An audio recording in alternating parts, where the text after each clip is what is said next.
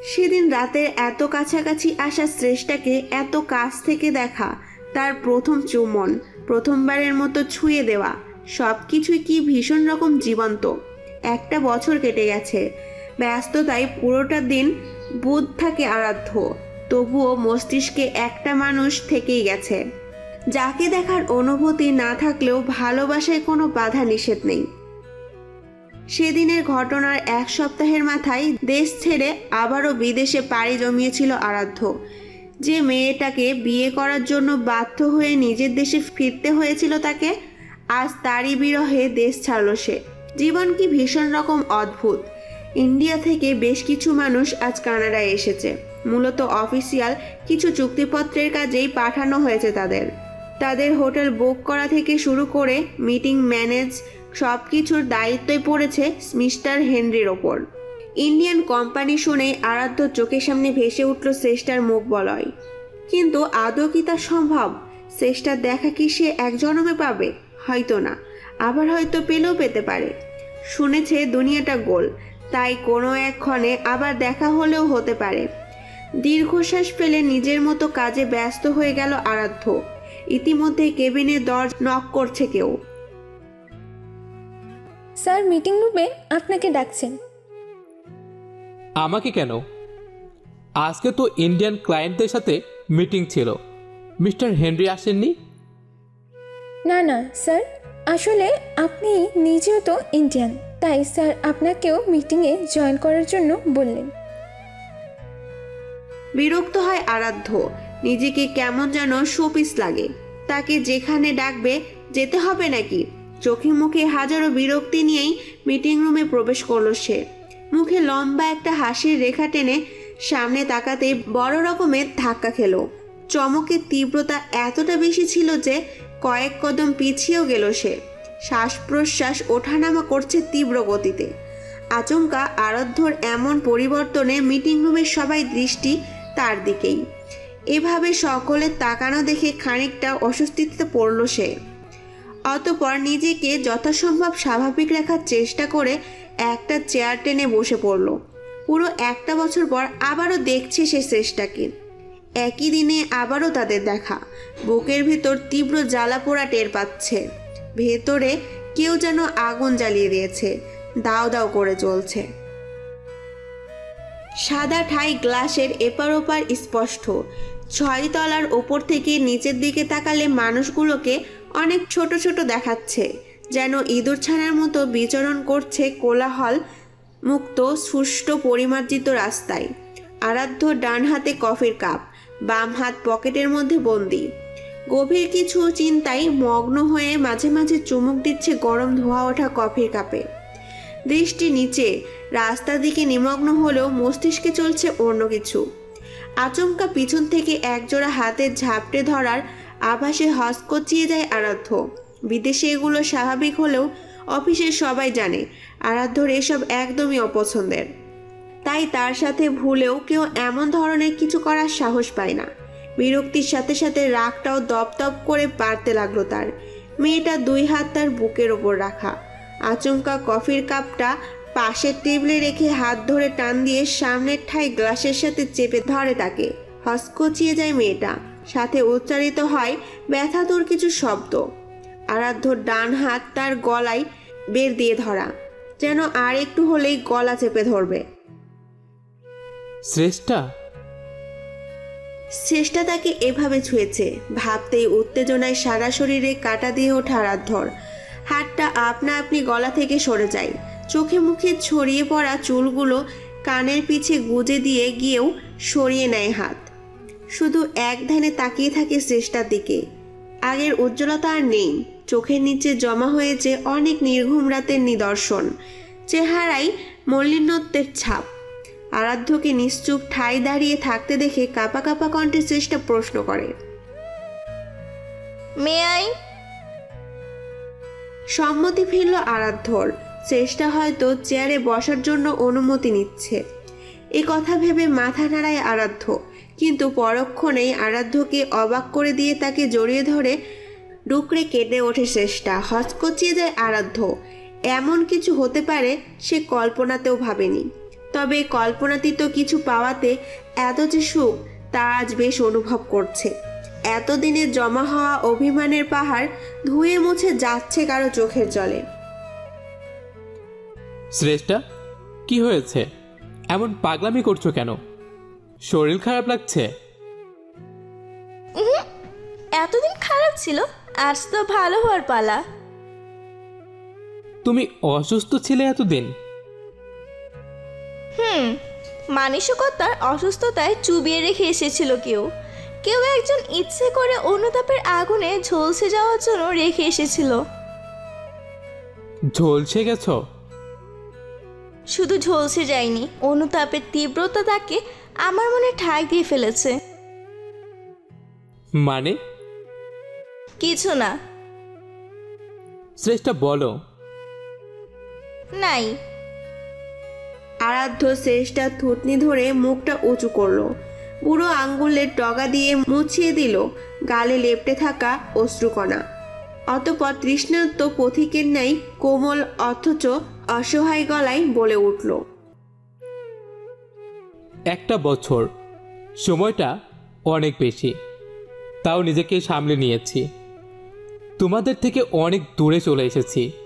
সেদিনের পর থেকে আর কখনো মুখোমুখি হয়নি তোমার, অথচ আমার ভেতরটা কতখানি পুড়েছে তার সাক্ষী আমার নির্ঘুম রাত, একলা রাতের আকাশ।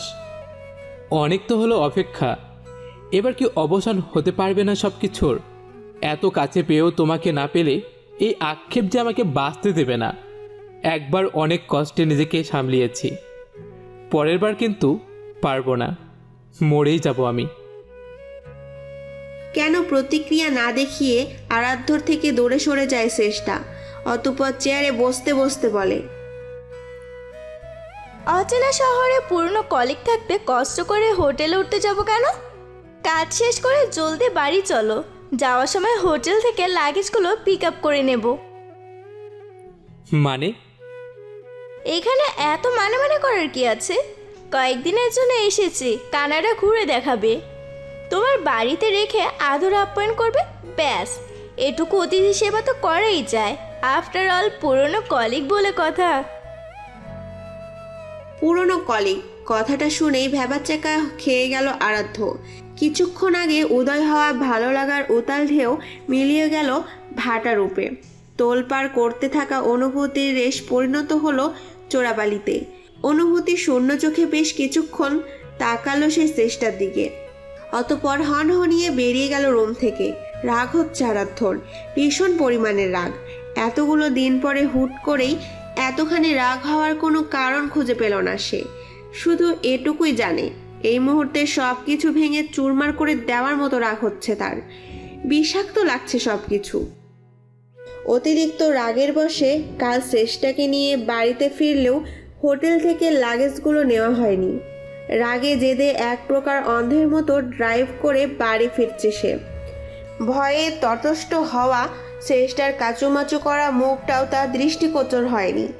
এতগুলো মাস, এতগুলো দিন তো কোনো অপেক্ষা করেনি সে, বরং তার নাগালের বাইরেই কিছু চেয়ে ফেলেছিল। এ কথা ভেবেই নিজেকে দূরে সরিয়ে রেখেছিল। কিন্তু আজ এতটা কাছাকাছি থেকেও না থাকার বেদনা অসহনীয়। রাগে অন্ধের মতো লাগছে নিজেকে।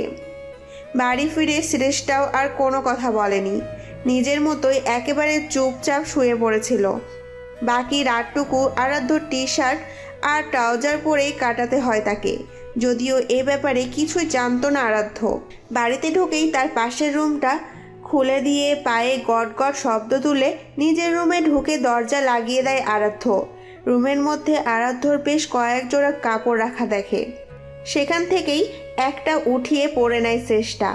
এরপর থেকে আর আরাধ্যর মুখোমুখি হওয়া হয়নি তার। রাত গভীর হওয়ায় সাথে সাথে খিদের মাত্রা বেড়েই যাচ্ছিল চেষ্টার। অগত্যা রুম থেকে বের হয়ে ডাইনিং রুমে যেতেই চোখ পড়ে টেবিলে ঢাকা দেওয়া খাবারের দিকে। হালকা হেসে খাবারটা বেশ করে শান্তির ঘুম দেয় সে। সকালে ঘুম থেকে উঠে নাস্তা রেডি করা আরাধ্য। বেশ সকাল সকাল ঘুম থেকে ওঠার অভ্যাস তার আছে। নিজে নাস্তা করে বাকিটুকু চাপা দিয়ে আরাধ্য বেরিয়ে পড়ে অফিসের উদ্দেশ্যে। তখন ঘুমে বুধ চেষ্টা। জেদ থেকে হোক বা ভালোবাসা, চেষ্টাকে ঘুম থেকে ডেকে তোলার বিন্দুমাত্র ইচ্ছা হয়নি আরাধ্যর, তাই রোজকার মতো বেরিয়ে পড়ে অফিসের উদ্দেশ্যে। আমার জন্য একটা শাড়ি কিনে পাঠাতে পারবেন প্লিজ? গোটা 1 বছর পর চিরচেনা সেই নম্বর থেকে আসা মেসেজটা দেখে রাগের মাত্রা খানিকটা থিতিয়ে যায়, কিন্তু এত সহজে গলে যাওয়ার মতো ছেলে আরাধ্য নয়। তাই শ্রেষ্ঠার মেসেজের কোনো রূপ রিপ্লাই না করেই সাথে সাথে টেক্সট পাঠালো ইরাকে। একটা কালো রঙের কাতান শাড়ি মার্কেট থেকে কিনে আমার ফ্ল্যাটে দিতে এসো, সাথে মেয়েলি যা যা লাগবে সব। এমন অসময়ে আরাধ্যর মেসেজ পেয়ে খুশিতে আটখানা হয়ে ওঠে ইরা। খুশিতে বেডে শুয়ে গড়াগড়ি করে। এরপর টেক্সটটা ওপেন করতেই এতক্ষণের হাসি মুশি মুখটা চুপসে যায় বেলুনের মতো। চোখের কোণে জমা হয় জলরাশি। নিজেকে সামলানোর বৃথা চেষ্টা চালিয়েই রিপ্লাই করে, তোমার ফ্ল্যাটের মেয়ে? হ্যাঁ, ইন্ডিয়া থেকে একজন কলিগ এসেছে, পরিচিত আমার, আর সেই আমাদের কোম্পানির কাজেই এসেছে, তাই কিছুদিন থাকবে। কথাটুকু শুনে স্বস্তির নিঃশ্বাস ফেলল ইরা। বুকের ওপর থেকে বড় একটা পাথর যেন নেমে গেল। অতঃপর উৎফুল্ল চিত্তে সাথে সাথে বের হয়ে গেল মার্কেটের উদ্দেশ্যে। সুন্দর একটা শাড়ি, সেই সাথে ম্যাচিং ব্লাউজ, আরও কিছু জিনিসপত্র নিয়ে ফিরে এসে নক করলো আরাধ্যর ফ্ল্যাটের দরজায়। ইরাকে দেখে প্রথমে খানিকটা বিচলিত হলেও অপরিচিত দেশে আরাধ্যর পরিচিত একজনকে পেয়ে পরবর্তীতে অনেক খুশি হলো চেষ্টা। কথায় কথায় তার আরও কিছু প্রয়োজনীয় জিনিস কেনার বাহানায় দুজনেই বের হলো মার্কেটে। মার্কেট ঘুরে বেশ কিছু জিনিস কিনে বিকালের মধ্যে বাড়িতে ফিরে এলো দুজনে। কিন্তু ফেরার পথে তেমন একটা কথা হলো না ইরার সাথে। মেয়েটাকে একেবারে অন্যরকম লাগছিল। মন খারাপ নাকি কিছু ঘটেছে বুঝে উঠতে পারল না চেষ্টা। যেহেতু সেভাবে পরিচয় নেই, তাই তার জিজ্ঞাসা করার সাহসও পেল না সে। অতঃপর ইরাকে বিদায় নিয়ে ঢুকে পড়ল ফ্ল্যাটে। কিন্তু ইরা তার বিদায়ের অপেক্ষা না করেই উল্টো পথে হেঁটে চলে গেল নিজের ফ্ল্যাটে। বিষয়টাতে খারাপ লাগলেও পাত্তা দিল না চেষ্টা। অতঃপর লেগেই পড়ল নিজের কাজে। সময়টা সন্ধ্যার। অফিস থেকে বাড়ি ফিরেছে আরাধ্য। সিগন্যালে আটকে পড়েছে গাড়ি। রাস্তার পাশে চোখ পড়লেই দেখতে পেল সুন্দরী একজন মহিলা ফুল বিক্রি করছেন। হরেক রকম ফুলের বুকে থেকে শুরু করে নানা রকমের গোলাপ ও জানা অজানা বিভিন্ন ফুলের সমাহার সেখানে। হুট করেই কেন যেন ভীষণ লোভ হলো আরাধ্যর। গাড়ি সাইড করে নিজেও কিনে ফেললো কয়েকটা ফুল। যেটা সবসময় দৃষ্টি আকর্ষণ করেছে সেটা হলো কালো রঙের গোলাপ।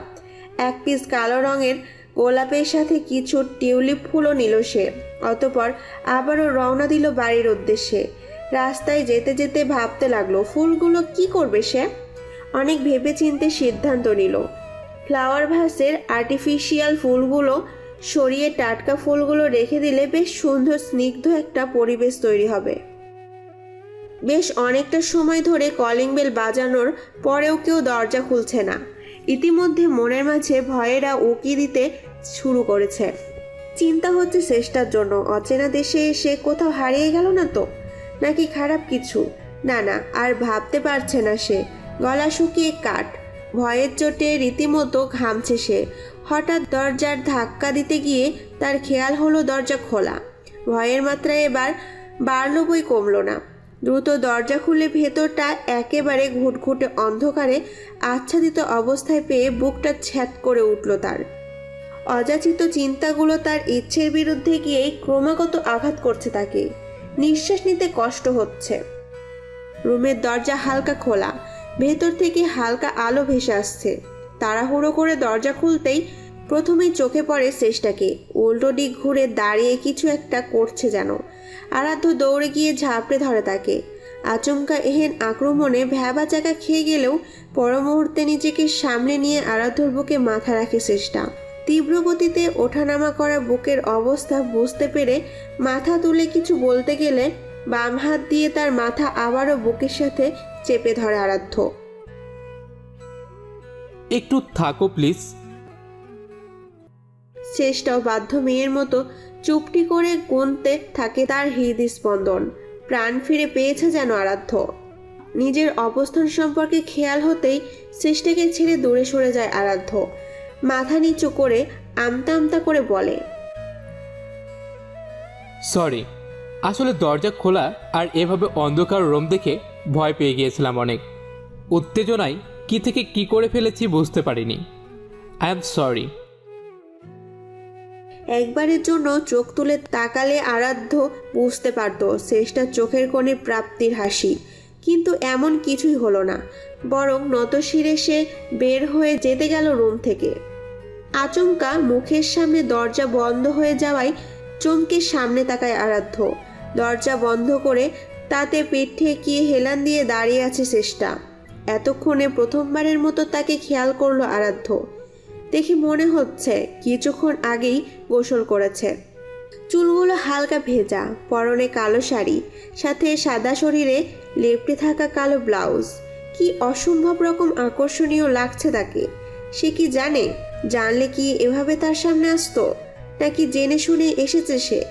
ইচ্ছে করেই তাকে আকর্ষণ অনুভব করাতে চাইছে কি?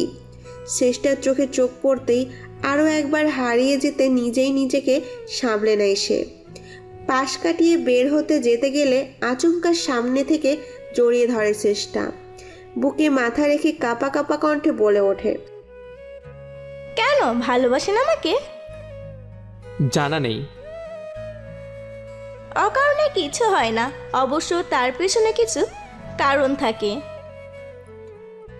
হয়তো আছে, তবে আমার জানা নেই, কারণ সেই কারণগুলো কখনো খোঁজার চেষ্টা করিনি। কোনো চেষ্টা করিনি, প্রয়োজন মনে করিনি। আমি এক বাচ্চার মা, এরপরও কার অনুভূতি থাকতে পারে আমার প্রতি? মা হওয়া খারাপ কিছু না। আপনি চাইলে অনেক সুন্দরী মেয়েকে পছন্দ করতে পারেন, যারা আমার মতো সেকেন্ড হ্যান্ড হতো না। Second hand? ওয়াও, নিজেকে নিয়ে এত সুন্দর ব্যাখ্যা করার অধিকার কে দিয়েছে আপনাকে? আপনি কি জানেন আপনি মেন্টালি সিক? সাইকোলজিস্ট দেখান, আপনার মানসিক সমস্যা আছে। জানি, ডক্টর দেখিয়েছিলাম। ডক্টর কি বললো জানো? না। কেউ একজন আমার অভাবে দগ্ধ হচ্ছে প্রতিনিয়ত। আমি পড়ছি যন্ত্রণায়, দুটো মন দূরে, বহু দূরে, তবুও জ্বলছে তারা দুজনেই। এই রোগের ওষুধ শুধুই সে, যে এই রোগের কারণ। তার শুধু বুকের মাথা রাখলেই নাকি যন্ত্রণা কমে যাবে। হাহাকারগুলো নাম লেখাবে প্রাপ্তির খাতায়। নব্য অনুভূতিরা খেলা করবে মনের আঙিনায়। আমাকে সুস্থ হতে গেলে তার মাঝে আমার আমিকে জাগিয়ে রাখতে হবে। তো আমাকে ছাড়ুন, একবার তার কাছে যান। আমার সে আমার খুব কাছেই আছে, তাই তো এত সুস্থ জানেন।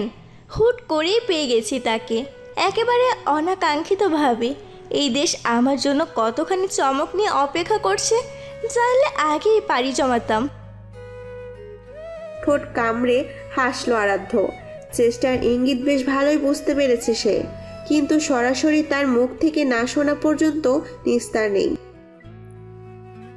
যদি এতদিনে তার জীবনে নতুন করে কেউ এসে যায়, যন্ত্রণার একটা বছরে যদি সে নতুন এক আশ্রয় খুঁজে নেয় প্রশান্তির জন্য। হুট করেই আমাবস্যা নেমে এলো চেষ্টার চোখে মুখে।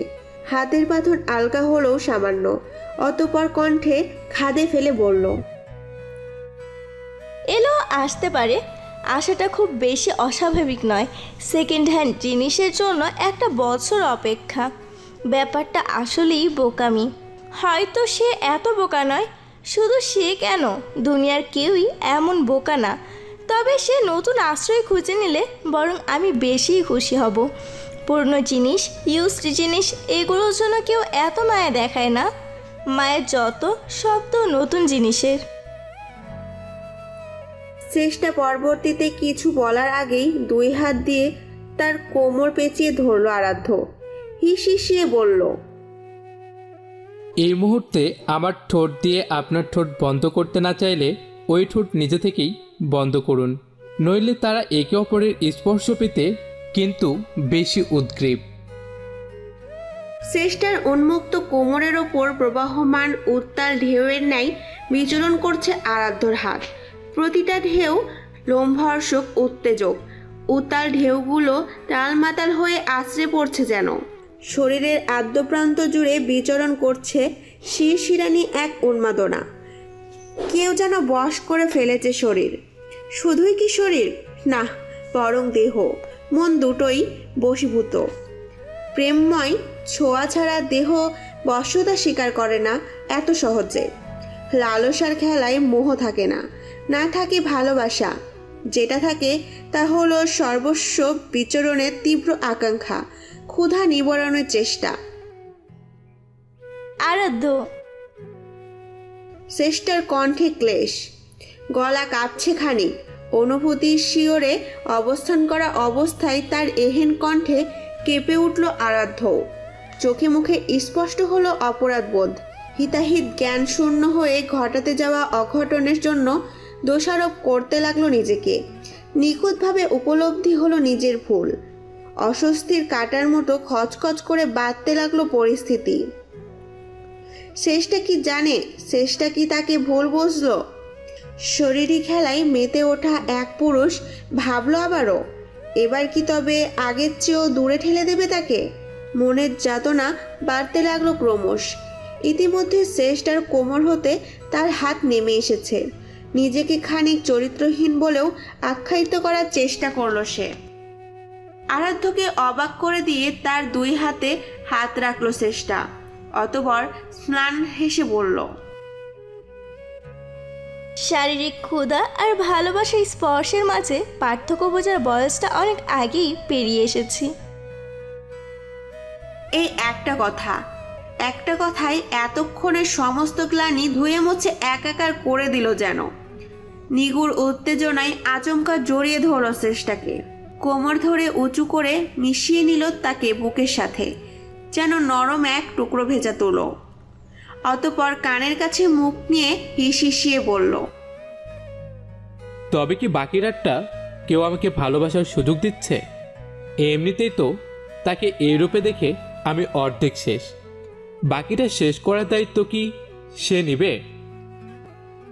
লজ্জায় রাঙা শ্রেষ্ঠা মাথা গুজে দিল আরাধ্যর বুকে। এমনটা নয় যে সে চাইছে আরাধ্যকে নিজের কাছাকাছি, এতটা কাছাকাছি যেখানে একে অপরের নিঃশ্বাসের সাথে সাথে শরীরের গন্ধ মিলেমিশে একাকার হয়ে যাক। কিন্তু এভাবে আরাধ্যকে ফিরিয়ে দেওয়ার ক্ষমতাও তার নেই। প্রেম জিনিসটা তার জীবনে বহু কাঙ্ক্ষিত এক তপস্যার ফল। এই জীবনে কখনো প্রেমে পড়বে না বলেও সে পুরোদস্তর আছড়ে পড়ছে আরাধ্যর প্রতি। আজ যদি আরাধ্য তার খুব কাছে আসে, আটকানোর সাধ্য নেই তার। তবে সে খুব করে চায় এত তাড়াহুড়ো না করুক আরাধ্য। যখন মনটা স্বেচ্ছায় দিয়েছে, তবে শরীরটাও পাওয়া তো খুব কঠিন নয়। অতঃপর আরাধ্যর কানের কাছে মুখ গিয়ে ফিসফিস করে বলল শ্রেষ্ঠা, অপরাধ বোধ থেকে যদি কারোর প্রতি ভালোবাসার অনুভূতি জেগে উঠতে পারে, তবে আমি তোমাকে ভালোবাসি। যতখানি গভীর ভরা পূর্ণিমার উত্তাল সমুদ্রের ঢেউ, ততখানি গভীর আমার ভালোবাসা। ব্যালকনি রেলিংয়ে ভর দিয়ে দাঁড়িয়ে শ্রেষ্ঠা ভাবছে আরাধ্যর কথা। আসার পর থেকে আরাধ্যর সাথে আর কোনো যোগাযোগ নেই তার। সে ইচ্ছে করেই কোনো যোগাযোগ রাখেনি আরাধ্যর সাথে। দুজনের একসাথে কাটানো দিনগুলোর স্মৃতিচরণে অদ্ভুত এক উন্মাদনা ছড়িয়ে পড়ে তার আদ্যপ্রান্ত জুড়ে। শীতল হয় দেহ মন। ভালোবাসলেই যে পেতে হবে এমন তো কোনো নিশ্চয়তা নেই। ভালোবাসা ভালো থাকে অনুভবে, ভালো রাখে মনোহর স্মৃতিতে। অসময়ে স্মৃতিচরণের চোখ ভিজে ওঠার মতো টুকরো টুকরো স্মৃতি কুড়িয়েছে সে। আজ 3 দিন হলো দেশে ফিরেছে শ্রেষ্ঠা। এয়ারপোর্টে ঢোকার আগের মুহূর্তেই তাকে আচমকা পিছু ডাকে আরাধ্য। অতঃপর বজ্রবেগে আছড়ে পড়ে তার বুকে, আবদ্ধ করে ফেলে বাহুবন্ধনের ঘেরা জালে। শ্রেষ্ঠা কোনো প্রতিক্রিয়া দেখায় না, একেবারে নির্জীব হয়ে দাঁড়িয়ে থাকে শুধু, যেন কোনো অনুভূতি ছুঁয়ে দিতে পারছে না তাকে। এভাবে কতটা সময় পার হয়েছে জানা নেই। তবে বাহুবন্ধনী আলগা হতেই ঘোর কাটে শ্রেষ্ঠার। করুণ কণ্ঠে বলে ওঠে, আমাকে আরেকটু শক্ত করে জড়িয়ে ধরবেন? এতটা শক্ত করে ধরবেন যেন মিশে যেতে পারি একে অপরের সাথে। আপনার ঘামের গন্ধটুকুও যেন লেপ্টে থাকে আমার শরীরে আজীবনের জন্য। আরাধ্য তাই করলো, দুই বাহু দ্বারা শক্ত করে চেপে ধরে রাখলো তাকে। দুজনের চোখের কোল ঘেঁষে বইছে অঝোর ধারা। শ্রেষ্ঠার বুক ভেঙে কান্না আসছে। কেন যেন মনে হচ্ছে এটাই তাদের শেষ দেখা, আর কখনো তারা একে অপরের এতটা কাছাকাছি আসতেই পারবে না। পাশাপাশি থাকলেও দুজনের মাঝে থাকবে যোজন যোজন দূরত্ব। যাওয়ার আগে শ্রেষ্ঠা একটা সাদা আনকোড়া খাম ধরিয়ে দিয়ে কাঁপা কাঁপা কণ্ঠে বলল, প্লেন টেক অফ করার পরের চিঠিটা পড়বেন, এরপরে কোনো রকম সিদ্ধান্তে পৌঁছাবেন। ভালোবাসলে কাছে পেতে হবে এমনটা কোথাও লেখা নেই। স্মৃতির পাতায় জীবন্ত থাকুক প্রেমময় কিছুটা সময়। কফির কাপে চুমুক দিতে দিতে শ্রেষ্ঠা ডুব দিল অতীতের নৃসংহতা ঘেরা এক অধ্যায়ে। এই অধ্যায় চাপা থাকার কথা ছিল আজনম, যেখানে রয়েছে দুঃখ দহনের যন্ত্রণা। নশ্বর পৃথিবীর কদাকার এক মূর্তির কাহিনী দাফন সেখানে। অন্ধকার ঘন জগতের কুৎসিত এক রচনা। জরাজীর্ণ কিছু চরিত্রের বসবাসে এক দানবের ক্ষোভ নিঃসৃত ক্ষুধা। পরিবার থেকে বিচ্ছিন্ন, কলেজের পাশে ভাড়া বাড়িতে থাকে স্নিগ্ধা। সাদামাটা ছিমছাম স্বভাবের স্নিগ্ধার সবচেয়ে স্ট্রং পয়েন্ট তার পড়াশোনা। মধ্যবিত্ত পরিবারের সন্তান হিসেবে আলাদা ভাড়া বাড়ি নিয়ে একা থাকার পরটা সহজ ছিল না তার জন্য। তবে মেধাবী হওয়ায় বেশ কিছু টিউশনির অফার আসে তার কাছে। সে সময়ে সবেমাত্র কলেজে শুরু, সেই সাথে নতুন জায়গা, নতুন দুনিয়া। চারিদিকের সব কিছু রংচঙে, চোখের ওপর যেন রঙিন কোনো আস্তরণ। শ্রেষ্ঠার তখন সবেমাত্র 10ম শ্রেণীর, তবে সময়ের তুলনায় একটু বেশি পরিপক্ক সে। দুনিয়ার জটিলতা কুটিলতা খুব সহজেই ধরে নেওয়ার ক্ষমতা যেন ঈশ্বরপ্রাপ্ত। অথচ তার চেয়ে 4 বছরের বড় হয়েও স্নিগ্ধা এসব ব্যাপারে একেবারেই অজ্ঞাত। যুগের সাথে তাল মিলিয়ে চলা বাকি মেয়েদের সাথে তার যায় না একদমই। তার বেশিরভাগ সময়টা কাটে পড়াশোনা নিয়েই, কখনো নিজের পড়াশোনা তো কখনো টিউশনের বাচ্চাদের। মাত্র 2টো টিউশনি নিয়েই নিজের খরচ টানানোর মতো টাকা জোগাড় হয়ে যেত তার। তাই অতিরিক্ত টিউশনির বদলে এই সময়টাই নিজের পড়াশোনার কাজে লাগিয়ে বরাবরের মতো সবার থেকেই এড়িয়ে থাকতো সে। সময়ের গতিবিধির তাড়নায় নতুন শহর হয়ে উঠল পুরনো। জমে উঠল একজোট হয়ে বন্ধুবান্ধবের আড্ডা। তাদের গ্রুপের সবচেয়ে নিষ্ক্রিয় সদস্য ছিল স্নিগ্ধা, চুপচাপ, গম্ভীর, লাজুক। এই নিয়ে অনেকে অনেক সময় নানান ঠাট্টাও করতো তাকে নিয়ে, কিন্তু সেসব অগ্রাহ্য করে একজন সব সময় আগলে রাখত তাকে। তার ছোট ছোট প্রয়োজনের দিকে খেয়াল রাখার সার্থক নামের ছেলেটা ছিল তাদেরই গ্রুপের সদস্য, যাকে সে কোনো সময় যে কোনো বিপদে আগে খুঁজে পেত স্নিগ্ধা। সকলের ঠাট্টা তামাশা উপচে ছিল তার ভরসার হাত। রোজকার মতো আজও কলেজ থেকে ফিরে বইগুলো ওলটপালট করে চেক করলো স্নিগ্ধা। নির্দিষ্ট এক বইয়ের মাঝে থাকা ছোট চিরকুটখানা দেখে আপনা আপনি ঠোঁটের কোণে হাসি ফুটে উঠল তার। বিগত 2 সপ্তাহ ধরে এমনটা প্রায়ই হচ্ছে। চিরকুট খুব বেশি কিছু লেখা থাকে না, শুধু গোটা গোটা অক্ষরে লেখা থাকে কয়েকটা শব্দ। এতটুকুতেই কম্পন শুরু হয় তার বুকে। থেমে থেমে আসে হৃদস্পন্দন, ওলটপালট হয়ে যায় অনুভূতির ভরসা। তবে আজকের চিরকুটটার জন্য দীর্ঘ প্রতীক্ষা করেছে সে। গুনে গুনে 4টে দিন পরে চিরকুট দিয়েছে সে। আচ্ছা, মাঝের এই দিনগুলোতে সে কেন চিরকুট দিল না? সে কি অসুস্থ ছিল, নাকি তাকে লেখা চিরকুটগুলো ছিল কেবলই তার অবসর সময়ের নশ্বর এক কাজ? কি ভীষণ উৎকণ্ঠা নিয়ে বসেছিল সে। তা কি জানে সে কি আদৌ জানে কতখানি অস্থিরতায় নিমগ্ন ছিল তার দিনগুলো? চিঠি, অপেক্ষার প্রহর যদি প্রেমের তৃষ্ণা জাগায়, তবে এই অপেক্ষা আরো দীর্ঘ হোক। কেউ একজন তৃষ্ণার্ত চাতকের মতো চেয়ে থাকুক এই পথের পানে। স্নিগ্ধার বুক কাঁপছে, থরথর করে কাঁপছে সারা শরীর। অনুভূতিগুলো একসাথে জটলা পাকিয়ে বিবল করে ফেলেছে তার দেহ মন। এই এতটুকু একখানি চিরকুট তাকে ভাসিয়ে নিয়ে গেল অন্য এক জগতে, যে জগতে নেই কোনো ছলনা, নেই কোনো মিথ্যা রাগঢাক।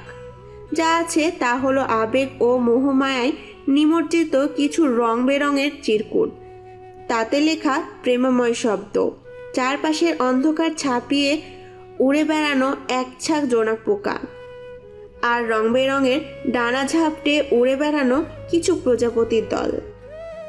চিঠিখানা হাতে স্নিগ্ধা ঠিক কতখানি সময় অবসন্নগ্রস্ত হয়ে বসেছিল তার ইয়াত্তা নেই, তবে শরীর কাঁপছিল তার। নব্য ছন্দের তালে সুর মিলিয়ে প্রজাপতির মতো ডানা মেলেছে সুবিন্যস্ত আকাশে, আবার কখনো কখনো জোনাক পোকার মতো আলো ছড়িয়ে ঘুরে বেড়ায় শহরের অলিগলি। এ যেন এক নব্য সুখময় অনুভূতি। পরের অপেক্ষাটা অবশ্য ক্রমশ দীর্ঘ থেকে দীর্ঘতর হয়। দিন পেরিয়ে সপ্তাহ, সপ্তাহ পেরিয়ে মাসের অর্ধেক চলে যায়। স্নিগ্ধা ততদিনে পুরোপুরিভাবে ডুবে গেছে সেই অচেনা মানবে, ডুবেছে তার প্রেমে। গোটা গোটা অক্ষরে লেখা কঠিন কাব্যিক বাণীতে প্রায় ছন্নছাড়া অবস্থা তার। সবার ওপরে থাকা মেয়েটা দিনে দিনে পিছিয়ে পড়তে শুরু করেছে ক্রমে, নিজেকে যেন গুটিয়ে নিচ্ছে সব কিছু থেকে। সারাটা সময় অপেক্ষায় থাকে কারোর, অদেখা অজানা সেই মানুষটার নতুন কোনো বার্তার অপেক্ষায় কাটে তার দিন। এক এক মিনিট কাটে প্রহর সমান সময় নিয়ে। স্নিগ্ধা আদৌ জানে না সেই মানুষটার কাছ থেকে তার কোনো চিঠি আসবে কিনা, জানে না তাদের কোনো দিন দেখা হবে কিনা, শুধু জানে এই মানুষটাকে ছাড়া সে নিঃশ্বাস নিতে পারবে না। এই যে আজকাল কি এক শূন্যতায় যেন মাঝরাতে ঘুম ভেঙে যায় তার, মনে হয় বুকটা যেন ভীষণ ফাঁকা ফাঁকা। আচ্ছা, এই শূন্যতা কিভাবে তৈরি হলো? সে তো মানুষটাকে কখনো দেখেনি, কখনো ছিলও না তার জীবনে, সে কখনো ছিল না। তার হারানোতে এতখানি শূন্যস্থান তৈরি হয় কিভাবে? হাজারো প্রশ্নের শেষে উত্তরেই একটাই, দীর্ঘশ্বাস। লাইব্রেরির একেবারে কর্নারে টেবিলে বসে আছে স্নিগ্ধা। লাইব্রেরি প্রায় ফাঁকা, কারণ এই সময় ক্লাস চলছে। অথচ ক্লাসের সবচেয়ে পড়াকু মনোযোগী মেয়েটা টেবিলে মাথা ঠেকিয়ে কি যেন ভাবছে। এমন সময় হুট করে সেখানে উপস্থিত হলো সার্থক। পাশে কারোর উপস্থিতি টের পেয়ে আনমনে সেদিকে তাকায় স্নিগ্ধা। অতঃপর আবারও আগের মতো টেবিলে মাথা ঠেকিয়ে তাকিয়ে রইল জানালার বাইরে। অদূরে কোথাও একটা ক্ষীণ কণ্ঠে ডাকলো সার্থক, স্নিগ্ধা। হুম। আপসেট? না। টপার মেয়েটাকে আজকাল আর ক্লাস করতেই দেখা যায় না, আর তুই বলছিস কিছুই হয়নি। একা থাকতে চাই, প্লিজ। এইভাবে একা থাকলে কি তাকে খুঁজে পাবি? হয়তো হতেও তো পারে সে তোর খুব কাছেই রয়েছে, বেনামি ছায়া হয়ে। বিস্ফোরিত নয়নে চোখ তুলে তাকালো স্নিগ্ধা। এতক্ষণের নির্জীবতা কেটে গিয়ে তার চোখে মুখে ফুটে উঠেছে চরম বিস্ময়। সার্থক কিভাবে জানলো এইসব ঘটনা? সে তো কাউকেই শেয়ার করেনি এই ব্যাপারে, মনের ভুলেও কাউকে কিছু বলেনি সে। তবে কি সার্থক তাকে চেনে? এগুলো কি প্রিপ্ল্যান্ড? আচমকাই সার্থকের কলার চেপে ধরে স্নিগ্ধা। সার্থক চেয়ারে বসা অবস্থায় ছিল। স্নিগ্ধার কলার ধরতে সমস্যা হওয়ায় সার্থকের মুখোমুখি দাঁড়িয়ে পড়ে সে। স্নিগ্ধা সার্থকের কাজ সমান, তাই এই অবস্থায় সবচেয়ে পারফেক্টভাবেই ধরতে পেরেছে সে। মশকরা করছিস আমার সাথে? না তো। সত্যি করে বল, কারা কারা মিলে এই প্ল্যান বানিয়েছিস? আমি আর একজন, মোট দুইজন মিলে। লজ্জা করছে না তোর এভাবে অকপটে নিজের ভুলগুলো নিয়ে গর্ব করে বলতে? লজ্জা করার মতো কোনো কারণ দেখছি না। কারণ দেখছিস না? আসলেই দেখতে পাচ্ছিস না? এটা কোনো মজা করার মতো বিষয়? আমার ইমোশন তোর কাছে মজা করার জিনিস? এতদিন ভাবতাম আর কেউ না বুঝুক, অন্তত তুই আমাকে খানিকটা হলেও বুঝিস। অন্যরা যখন আমার সাদাসিধে চাল চলন নিয়ে হাসাহাসির সুযোগ খোঁজে, তুই অন্তত আমার পাশে থাকিস। কিন্তু আসলে মনে মনে এই চলছিল তোর? এভাবে আমাকে কষ্ট দিতে চেয়েছিলি তুই? বল, কি চাইছিলি তুই? সবার সামনে আমার ইমোশন নিয়ে মজা লুটবি? আমাকে হেনস্থা করবি? বাহ সার্থক, বাহ। আমি তো এতদিন চিনতেই পারিনি তোকে। দীর্ঘ সময় ধরে উচ্চ শব্দে কথা বলে হাঁপাচ্ছে স্নিগ্ধা, থরথর করে কাঁপছে সারা শরীর। ফ্যানের তলায় থেকেও রাগের ফলে বিন্দু বিন্দু ঘাম জমেছে তার পুরো মুখে। খানিকটা সময়ের জন্য থামল সে, অতঃপর জোরে জোরে নিঃশ্বাস নিয়ে নিয়ন্ত্রণ করার চেষ্টা করলো নিজেকে। লুকাতে চাইল অনাকাঙ্ক্ষিতভাবে আগত অশ্রুকণাদের, আটকে দিতে চাইল তাদের আখি পল্লব দিয়ে, কিন্তু তারা মানল না সেসব বাঁধন। বাধারা নদীর কূল কিনারা ছাপিয়ে আছড়ে পড়ল ঝরঝর করে। সার্থক নির্বাক, হতবিহল দৃষ্টিতে তাকিয়ে আছে স্নিগ্ধার দিকে। কোনো প্রতিক্রিয়া দেখালো না সে। মানুষ ঠিকই বলে, পেছন থেকে আঘাত করা মানুষগুলো কখনো দূরের হয় না, বরং তারা কাছে পিছে থেকেই সুযোগের সন্ধান করে। বাইরের মানুষ আঘাত করলে তো সরাসরি চোখে চোখ রেখে সামনে থেকেই করে। শ্রেষ্ঠার বুক কাঁপছে, কান্নায় ভেঙে আসছে ঠোঁট। নিজেকে অনেক কষ্টে সামনে রেখেছে সে। পাশের চেয়ার থেকে ব্যাগ উঠিয়ে কাঁধে ঝুলিয়ে নেয় সে, অতঃপর পা বাড়ায় বের হওয়ার জন্য। আচমকা একজোড়া হাত বদ্রের বেজে এসে চেপিয়ে ধরে তার কোমর, অতঃপর টান দিয়ে বসিয়ে দেয় চেয়ারে। স্নিগ্ধা জোর করে উঠে যেতে গেলে তাদের মাঝের দূরত্ব ঘুচে যায় আরো খানিকটা। একে অপরের মুখোমুখি বসে আছে সার্থক আর স্নিগ্ধা। সার্থক এই দৃষ্টিতে তাকিয়ে আছে তার দিকে। স্নিগ্ধা অনেকটা সময় ছোটাছুটি করেও লাভ হয়নি।